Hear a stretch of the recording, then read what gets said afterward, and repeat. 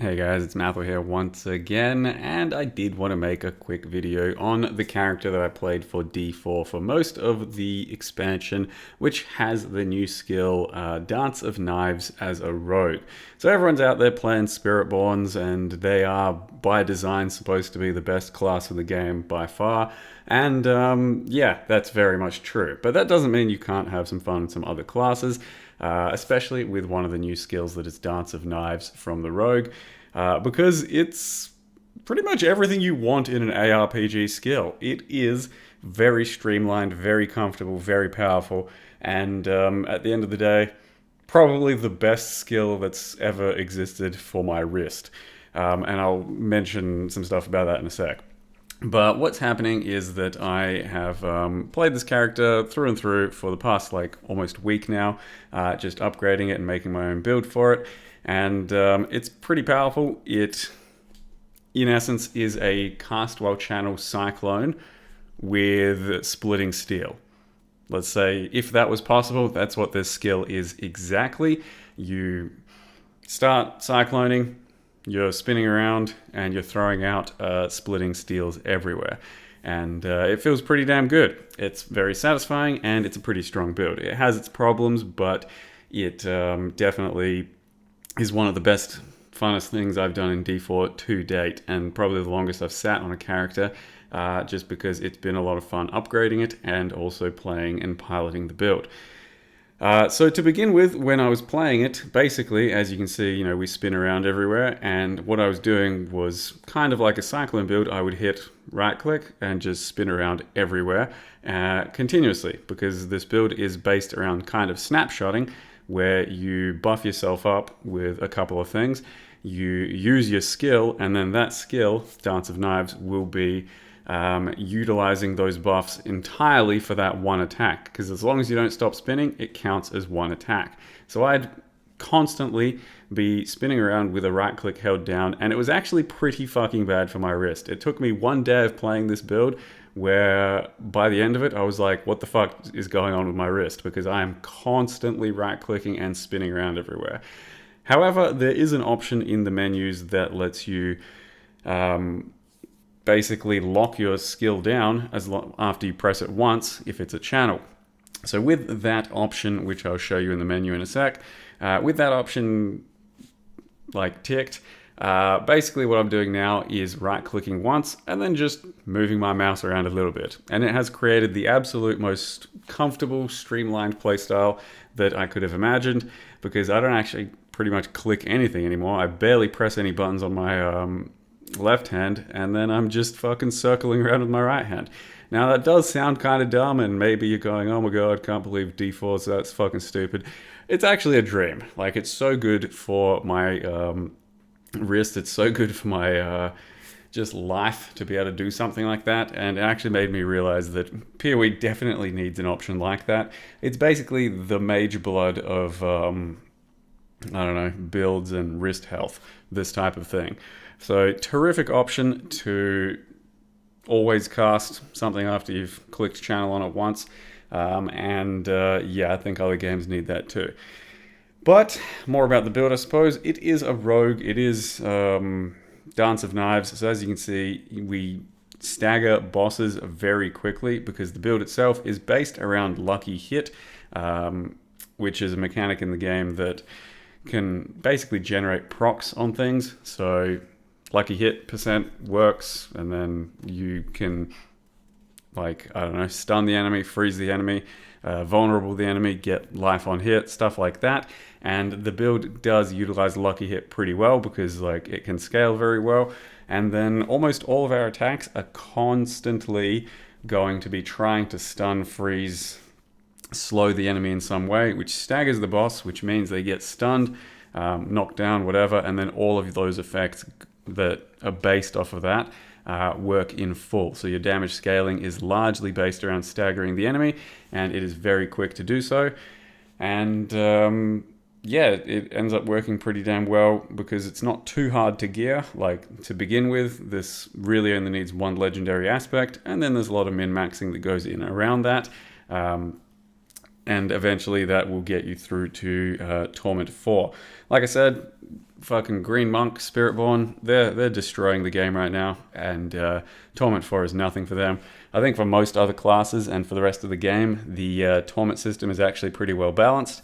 Like, the highest difficulty is Torment 4, and it does take a fair bit of effort to min-max your way to get into that and do it well. And it felt pretty balanced because I was ramping, I was scaling very nicely through the torments, and then by the time I got to Torment 4, it was pretty damn hard, and I really had to like finesse my gear, fine tune it, and then it was possible, and it happened, and Torment 4 started to become pretty good for my character as well. So it felt like an actual pretty good example of the torment system and the balance around the game. And this character went through the processes and stages pretty damn well, and I could recommend it. The one big thing about the character is, yes, it is kind of snapshotty. So the idea is to press a few things and then just spin around a lot. And when that process breaks down because of doors, because having to click something, because you're getting knocked back, it can be pretty frustrating. So for sure, that will be a low point of the build for a lot of people if they try this. But same as anything else, you basically stick to the content you're good at, and then you'll have a lot of good fun and good time. If you end up doing content all over the place, then you're going to run into some stuff that's not as good for the build. In this case, yep, like I said, having to stop, start, and click things like doors in nightmare dungeons, like objectives, boss fights. Most boss fights are actually pretty bad for this, but once you're powerful enough, then it doesn't matter too much. Yeah, it's just a super fun build, very powerful, and I can recommend it as one of the best things I would say to do in D4 at the moment if you're looking at not doing a Spiritborn. Yeah, I've just had a lot of fun here, so I do want to go ahead and show you how I've built the character and what it takes to ramp and scale this thing. So here we are in D4, spin to exit, because I was basically spinning until I was done with the game. With this character. It is, as I said, based around Dance of Knives. Channel to launch knives at surrounding enemies, consuming 1 charge per second, each knife dealing a bunch of damage. And then you have like 6 charges to begin with, so it doesn't like cost resource or anything, which is part of the reason that it's actually a pretty fucking comfortable build to start with. It doesn't cost resource, you've got a bunch of energy, you basically don't use it at all. You just need these charges, and you gain charges back passively, like slowly over time, but also for charges every single time you travel 30 meters. So what that means is that you need to scale movement speed a lot, and you have to make sure that you are always spinning. And the one other annoying thing is you can't really take very sharp turns. So if you notice during the video, I don't really like turn around too often, and that's because it like cucks the charge to like generation sort of ratio. So you have to like take these longer sweeping turns because that will always count as like movement and not consume charges faster, because I think that's what happens when you like turn quickly. So that's something you got to be careful for when you're playing this build and skill, because you can definitely just like stop spinning a lot if you're not doing the correct type of arcs with your spin. And yeah, it can be pretty annoying. So it does have its problems, this type of a build, but once you get used to it, once you do it pretty well, then it should feel fairly good. So you do want like as much movement speed as possible. Once you have like 200 movement speed, which is the cap, you shouldn't really ever be like dropping your Dance of Knives in most situations. You will always be permanently spinning. Up until you get to that movement speed though, you might need to restart your spin every now and again. So there's nothing crazy about the build. Basically, you don't do anything to begin with. You don't do anything in the second area. Once you get to the third area, that's when you can start speccing Dance of Knives. You get slow, so you're always by default already like applying some kind of CC. And then you pretty much just get things that enhance your build, your skill for snapshotting. A bunch of like CC style damage and whatever the fucks and damage reduction. But the important stuff comes into things like concealment, because this is where the snapshotting comes into it. Once you go into like stealth or some shit, right? The skill that breaks concealment will always be a crit and make enemies vulnerable. So essentially what you're doing is then popping your concealment before you start spinning. We can get out here. pop your concealment, and then once you start spinning, every single attack is going to be a crit and always make things vulnerable. So that's where things start to get pretty crazy. Snapshotting like that, and you always try and keep spinning, and it ends up being pretty good. You do need to ramp other things up as well, so obviously that wasn't like a good example of the damage or anything yet, because you also want to use an imbuement. Once again, it's going to snapshot just for one attack, so one of these charges is going to imbue all of your spin, which is another big reason as to why this shit is super good. You can go the poison route, which is what I was doing throughout like the entire character. For single target, I had shadow and poison over here. But it really didn't feel like poison was actually doing anything on single target.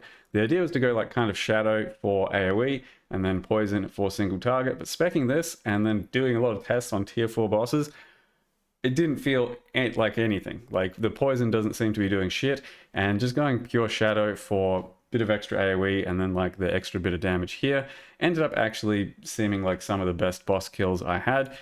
Or you can go cold and then get this 40% more against frozen enemies, so when they're staggered it hits harder. You could do that as well, but I ended up just going shadow mostly because it feels good for damage. You do use momentum, so once you've got your 10 stacks up, that is amazing amounts of damage for the build, because you get 50% more damage, you get 30% movement speed, you get damage reduction, and you will always have 10 stacks of that. And that also synergizes with one of our legendary powers. Probably nothing else I really need to mention. Dark Shrouds, you always want to keep those up at all times. So not getting hit too often means that you want to have your 5 Dark Shrouds up, and they also give you a bunch of movement speed. So if we're looking at legendary powers, the first thing basically to start playing this build early on, you just need one of these. Dancer Knife starts splashing out, and that's when it starts doing actual AoE damage and starting to feel actually good. So I didn't get that until, I don't know, level 20, 25, something like that. And then once I got it, it completely changed the build, and that's all you really need. And then from there on out, you're just making good, big damage number changes and min-maxing to progress through your torments. So this thing here, and then other important stuff, something like this, 68% more damage for your momentum. So that's pretty huge general more multiplier. Using a other skill and then using your sort of Dancer Knives, huge more multiplier once again. What else have we got? Edge Masters, just a bunch of extra damage. Things that get stunned and knocked down, a bunch of extra damage. Things that get frozen, a bunch of extra damage. Dazed, a bunch of extra damage. And then we are going to largely be based around Fist of Fate. So you want a good pair of these. I'm pure solo self-found, so unfortunately I haven't gone out and bought some good stuff like this, but getting greater affixes on Lucky Hit and the crowd control, stuff like that can be really powerful in this build. And then you wear whatever you can get, you know, as far as purple items are concerned. I did get lucky with the Tyro's Might. Unfortunately, the max resists, like greater affix and stuff, does nothing because you can only have 85 to max res. And I am with my guy out here at that sort of res cap almost. But yeah, like you can't go above 85 max res, so 16 does nothing there. And I probably need to re-roll this a little bit. But yes, I do have a Tyro's Might that makes me a bit more tanky. And then I've also got a Air of Perdition, which gives you 60% more damage. Prior to actually using this thing, I should show you what my other helm was, because it's actually very, very competitive and maybe even better overall if you get a really good one of those. Let me see what hat I was using. This thing here, Trick Attacks, Unstable Elixirs. This is what I was using, and it is actually pretty damn competitive because you get a lot of more multipliers through using this, whereas this one just has 60% more, which is pretty good as well, but it also has good lucky hit and movement speed, so it's a good thing for our build, but you can do better still. One of the other things you do need to try and make sure you do is the rune system here. So you want a next non-basic skill cast to do all your resource and 100% increased damage. So that's going to be like doubling your damage and making sure you have to snapshot that before you attack as well. We've got it attached to potion drinking, so pop a potion twice and then start spinning, and that's going to give you a bunch more damage. So I've also got a Petrify from Droid Stun thing, which is going to give you a bunch more critical strike damage against the enemies. And then otherwise, just a bunch of like decks and stuff and armor in skulls. What we're looking for on gear is attack speed, dexterity. There's lots of different passives you can use on the amulet. I've just managed to get unstable elixirs, and that's what I'm sticking with. Your tempering, dark shroud damage, and then lucky hit, chance to stun, stuff like that. So dark shroud damage, we've got attack speed, dex, whatever. And then you're upgrading your masterworking as much as you can to try and target the good stuff. I'm also using this thing here, which is inner sight, like crit damage. Most of the time, it's just going to be like close to 30% more damage because things get like instantly inner sight full. So if it's not though, and it's marked, then 100% more crit damage, pretty good too. You're looking for double damage on your knives here, which is pretty damn good for a tempering as well. And then I'm actually currently over the cap on movement speed and have been for a while. So a lot of stuff I don't really need movement speed on, but I've just got it anyway. And then as far as our Paragon board is concerned, mine are never very good or efficient. I just do, a first pass on things. We have the glyphs here, the more damage to elites, non-fizz damage taken from you. I haven't filled this one out. I'm currently doing it. We got crowd control damage. We've got non-basic and non-core skills deal 25 damage.